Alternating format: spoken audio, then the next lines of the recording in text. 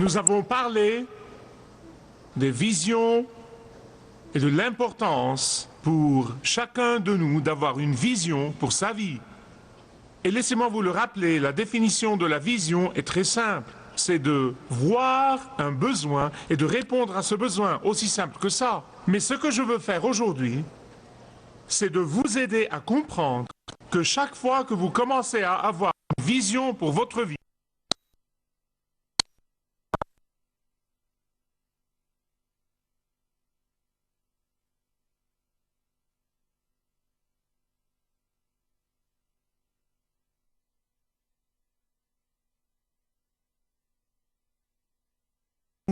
heurtez à une opposition croissante, vous allez rencontrer une tentation quotidienne qui vous pousse à abandonner cette vision, une tentation quotidienne qui menace de vous éloigner de la vision de Dieu pour votre vie. Or, ces tentations, elles viennent parfois de l'extérieur, mais bien des fois, elles viennent de l'intérieur, de votre tréfonds. Parfois, ces tentations viennent directement par suite des attaques et des assauts de Satan, mais bien des fois, elles viennent de votre chair.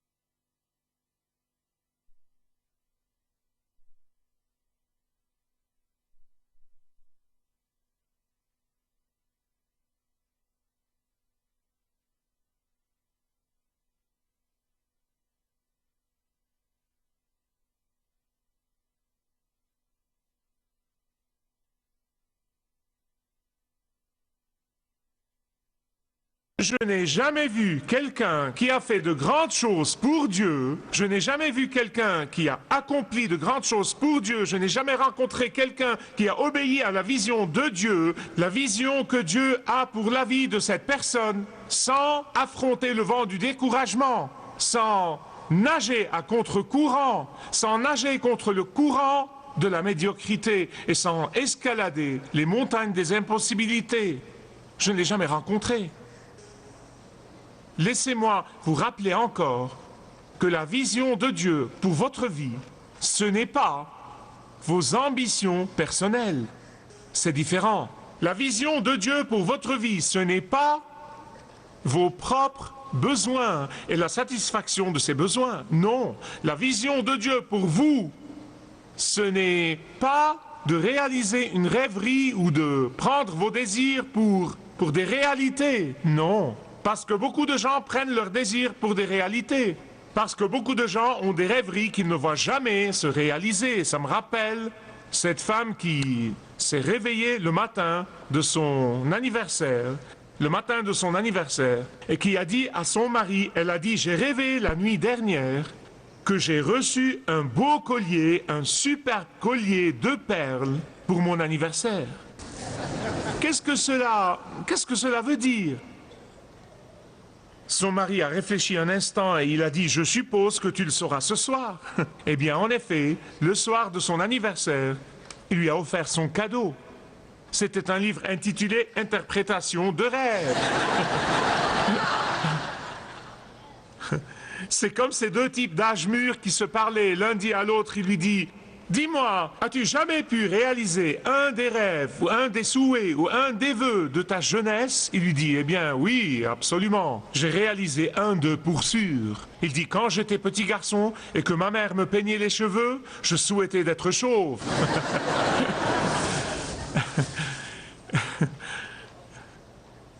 Eh bien, la vision de Dieu pour votre vie, écoutez-moi, la vision de Dieu pour votre vie, ce n'est pas de prendre vos désirs pour des réalités. La vision de Dieu pour votre vie, ce n'est pas vos rêveries. Et je veux vous l'illustrer aujourd'hui de la vie de l'apôtre Paul pour que vous compreniez ce que j'essaye de vous communiquer. Quand l'apôtre Paul a rencontré le Dieu vivant, le Seigneur ressuscité, Jésus-Christ sur la route de Damas, le Seigneur lui a dit « Va à Damas et là tu verras Ananias ».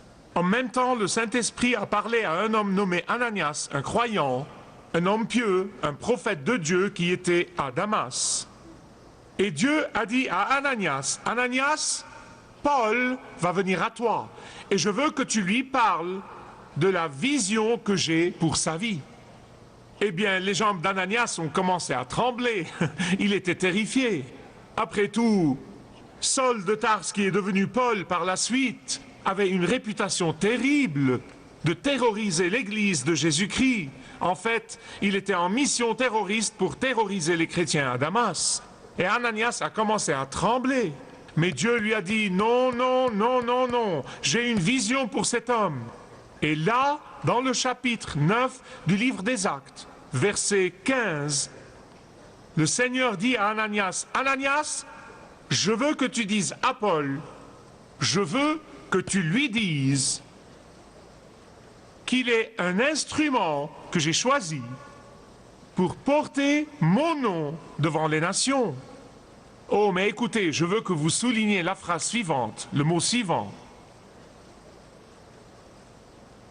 Je veux que vous le marquiez parce qu'il est la clé. Et au roi. Pouvez-vous dire et au roi? C'est le cœur de la vision pour la vie de Paul. Parfois Dieu se sert des autres pour nous communiquer sa vision pour nos vies. Mais le plus souvent, Dieu met un besoin devant vous et vous dit, répondez à ce besoin, et là vous commencez à découvrir la vision de Dieu pour votre vie. Et en mettant devant vous ce besoin qui se rapporte à son royaume, à son ministère, à son travail, ce besoin qui se rapporte à quoi que ce soit, il dit maintenant, répondez à ce besoin. Je vous ai préparé pour répondre à ce besoin. Je vous ai autorisé à répondre à ce besoin. Je veux que vous répondiez à ce besoin. Et même avant que l'apôtre Paul soit né à Tarse, comme pharisien, Dieu avait une vision pour sa vie. Avant la fondation du monde, Dieu avait une vision pour vous et pour votre vie, et la vôtre, et la vôtre, et la vôtre, individuellement. Il avait une vision pour vous racheter, il avait une vision pour vous sauver, il avait une vision pour vous adopter comme ses enfants. Il avait une vision pour vous utiliser d'une façon puissante. Aujourd'hui, je veux vous implorer, que vous soyez jeune ou vieux, écoutez s'il vous plaît, je veux vous implorer, ne tombez pas dans le piège de penser, eh bien c'était pour l'apôtre Paul. Dieu a communiqué une vision pour lui, mais Dieu n'a aucune vision pour moi. Car qui suis-je après tout? Je veux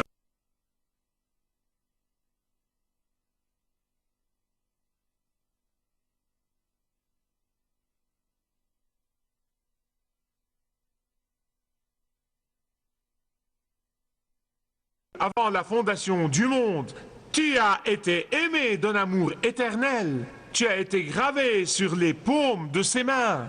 Tu as été porté sur ses épaules. Celui qui te touche, touche la prunelle de son œil. Ses bras éternels sont tout le temps au-dessous de toi et autour de toi. Tu es l'objet de son attention. Tu es à terre, expert, et il te prépare maintenant une place avec lui. Voilà qui tu es. Voilà qui tu es. La vision de Dieu pour Paul, d'après Actes chapitre 9, était de témoigner aux rois et aux souverains et aux notables. Il allait rendre témoignage au nom de Jésus-Christ devant ces gens-là. L'accomplissement total de cette vision n'a eu lieu que dans le livre des Actes, chapitre 26. La vision a été communiquée dans Actes chapitre 9. Elle ne s'est complètement réalisée que dans Acte 26. Donc, vous devez sûrement savoir, j'ai une estimation du nombre d'années, mais vous n'êtes pas obligé de l'avoir. Mais juste pensez avec moi. Beaucoup d'années se sont écoulées entre Acte chapitre 9 et Acte chapitre 26. Il y a eu beaucoup d'obstacles et de découragements et de problèmes et de souffrances entre Acte chapitre 9 et Acte chapitre 26. L'apôtre Paul a beaucoup enduré entre Acte chapitre 9 et Acte chapitre 26. Il a enduré la faim, il a enduré la lapidation, il a enduré les souffrances, il a enduré la prison, il a enduré les insultes, il a enduré les moqueries, il a enduré toutes sortes d'obstacles et d'oppositions. Ah, mais dans toutes ces choses,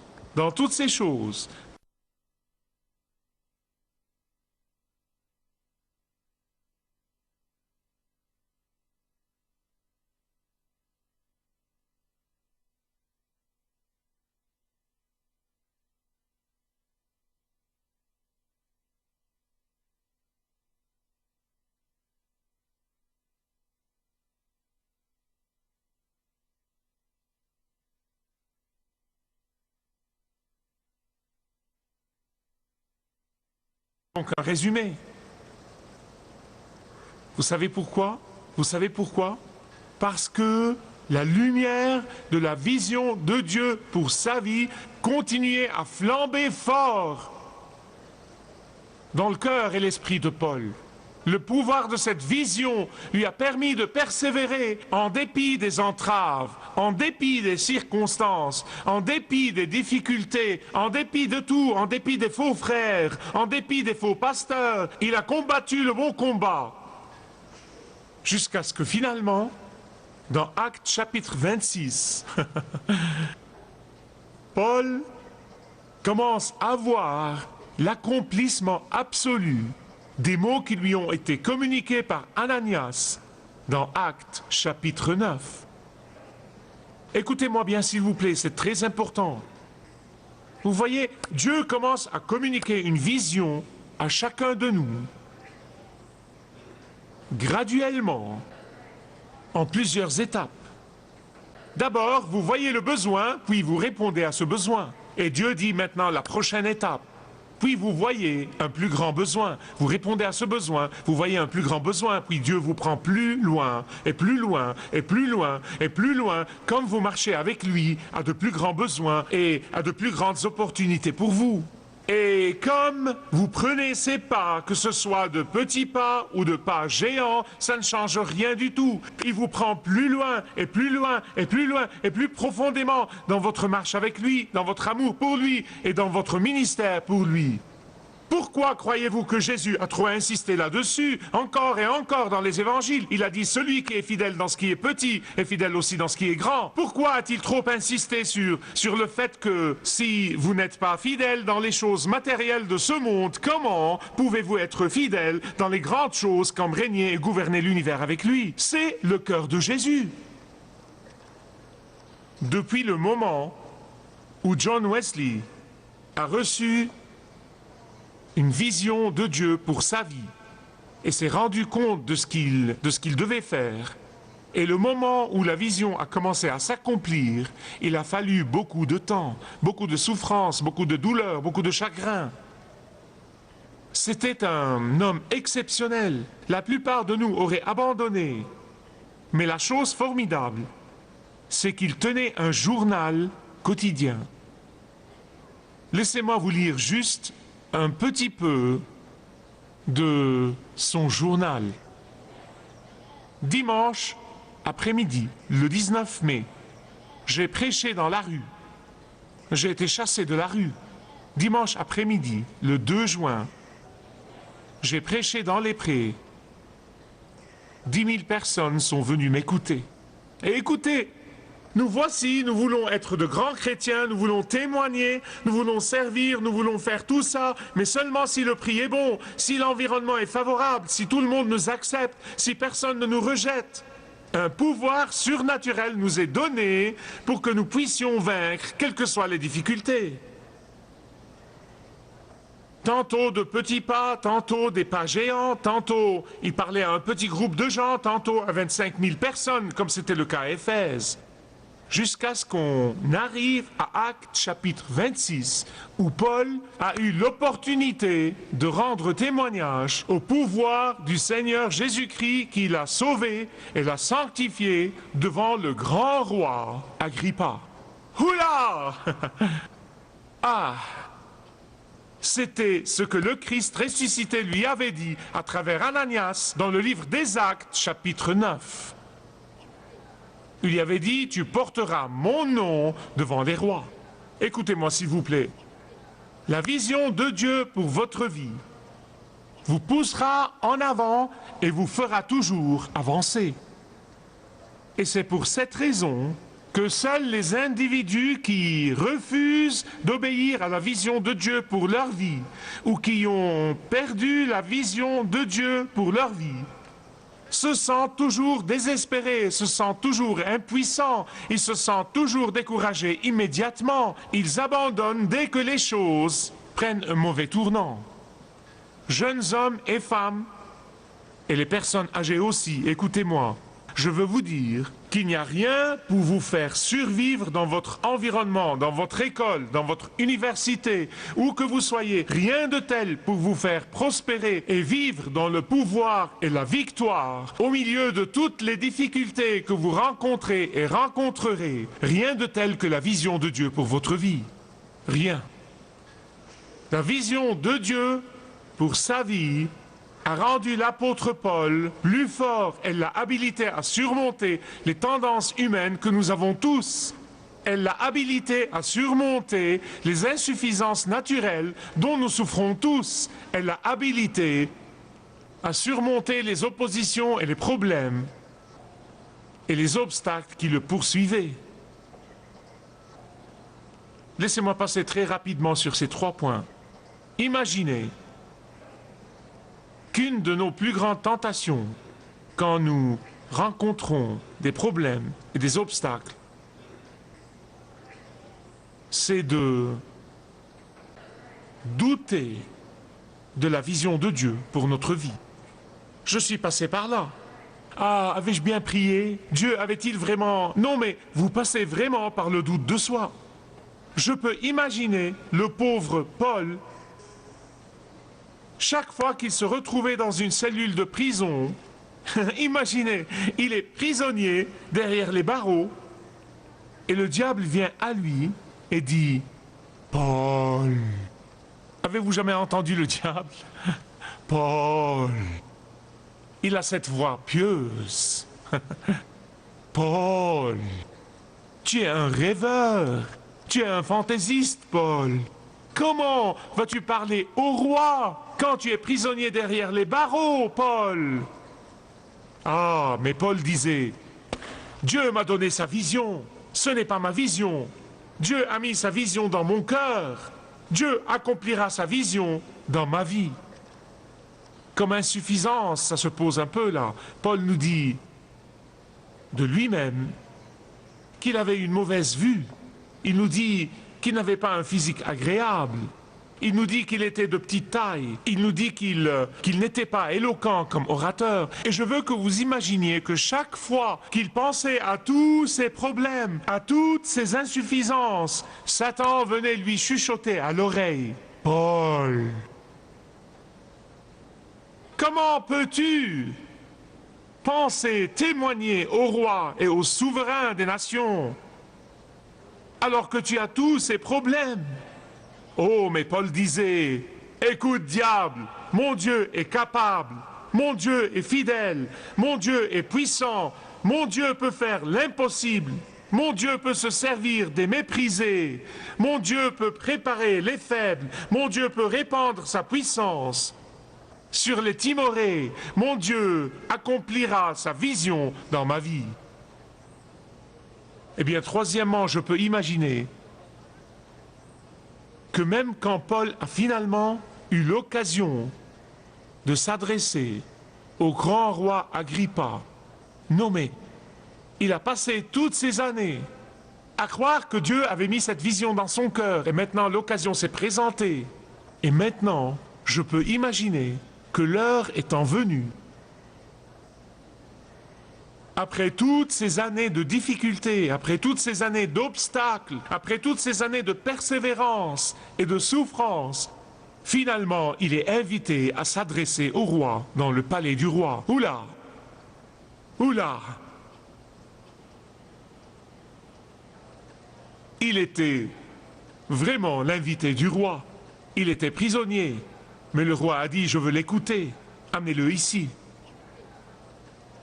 Et tout d'un coup, Paul entre dans le palais, et je peux imaginer qu'il a commencé à se dégonfler. Il était si près de l'accomplissement de la vision de Dieu dans sa vie, et il se sentait probablement submergé par le grand apparat et tout ce qui se passait devant lui. Il se sentait probablement intimidé par le déploiement extravagant de richesse et d'opulence dans le palais du roi. Et probablement qu'il était tenté. Peut-être que si je flatte le roi, peut-être que si je lui parle gentiment, il pourrait me libérer, il pourrait me laisser aller. Après tout, c'était une plateforme impressionnante. Pensez-y. Vous avez le gouverneur Festus qui est là, le grand roi Agrippa dans sa robe brillante, et vous avez la reine et les généraux. C'est une plateforme très impressionnante. Lisez Acte 26 quand vous rentrez à la maison. Et il était probablement tenté d'essayer de se faire bien voir des grands seigneurs. Ah, mais il savait que Dieu l'avait amené au royaume pour un temps comme celui-ci. Paul savait que Dieu l'avait amené au royaume pour un temps comme celui-ci. Dieu avait gardé cette vision flamboyante toutes ces années, l'utilisant pas à pas, pas à pas, pas à pas, pour qu'il rende hardiment témoignage au pouvoir de Christ de sauver même un renard comme le roi Agrippa. Et donc Paul a dit au roi, et si vos Bibles sont déjà ouvertes au livre des Actes, chapitre 26, 19, soulignez-le dans vos Bibles. Oh, bonté divine, je l'ai lu toute la semaine et j'ai la chair de poule chaque fois que je le lis. Ainsi, ô roi Agrippa, je n'ai pas été désobéissant à la vision céleste. Oula, oula, oula, oula. Toutes ces années, il avait cru que Dieu allait accomplir sa vision pour sa vie. Et Paul témoigne au roi. Et il dit, « Ô roi, je terrorisais l'Église. Ô roi, je l'ai détesté plus que n'importe qui d'autre et plus que n'importe quoi d'autre. Mais ô roi, j'ai rencontré le Christ ressuscité et il m'a changé et il m'a sauvé. Et par conséquent, ô roi, il peut te sauver à toi aussi. » Maintenant, bien-aimés, laissez-moi vous demander, qu'est-ce qui vous décourage aujourd'hui d'être obéissant à la vision de Dieu dans votre vie? Qu'est-ce qui vous fait trébucher aujourd'hui? Qu'est-ce qui vous fait dérailler? Si vous faisiez de petits pas ou des pas géants, certains d'entre vous ont déraillé aujourd'hui. Certains d'entre vous ont trébuché. Certains d'entre vous se sont mis à l'écart. Qu'est-ce qui vous a amené à vous croiser les bras et à ne plus obéir à la vision de Dieu dans votre vie?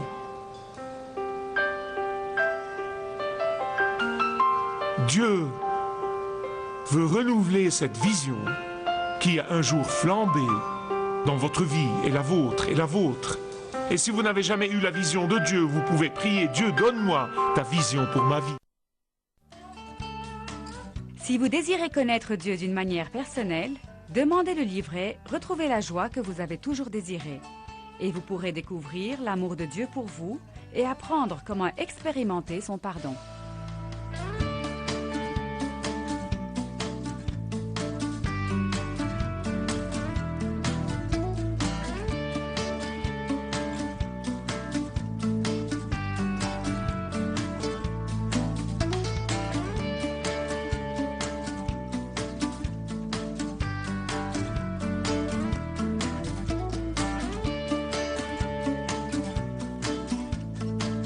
Si vous avez une relation personnelle avec Dieu et vous êtes intéressé à marcher plus intimement avec lui, demandez le livret « 7 pas sur le chemin de la foi » qui vous guidera dans une relation plus profonde avec votre Père Céleste. Demandez votre livret gratuit.